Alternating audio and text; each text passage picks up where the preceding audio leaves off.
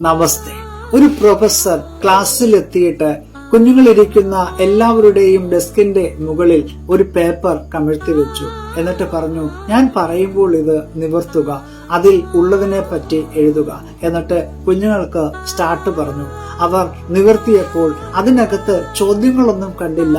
അതിന്റെ ഒത്ത നടുക്ക് പേന കൊണ്ട് ഒരു ചെറിയ കുത്തു മാത്രം ഇട്ടിരിക്കുന്നു. കുഞ്ഞുങ്ങൾ അതിനെപ്പറ്റി വാതോരാതെ എഴുതുകയാണ്.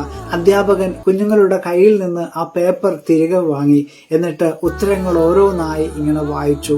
എല്ലാ കുഞ്ഞുങ്ങളും ആ കറുത്ത പൊട്ടിനെ പറ്റി മാത്രമായിരുന്നു എഴുതിയത്. കുഞ്ഞുങ്ങളോടായി അധ്യാപകൻ പറഞ്ഞു, നിങ്ങൾ എല്ലാവരും ഇതിലെ കറുത്ത പൊട്ടിനെ പറ്റി മാത്രമാണ് എഴുതിയത്. എന്തുകൊണ്ട് വിശാലമായ ആ വെള്ളപ്രതലത്തെ പറ്റി ആരും എഴുതിയില്ല? പ്രിയമുള്ളവരെ, പലപ്പോഴും നാമും ഇതുപോലെയാണ്. നമ്മുടെ ജീവിതത്തിലെ ചെറിയ കാര്യങ്ങളെ ഓർത്താണ് നാം പരാതി പറയുന്നത്.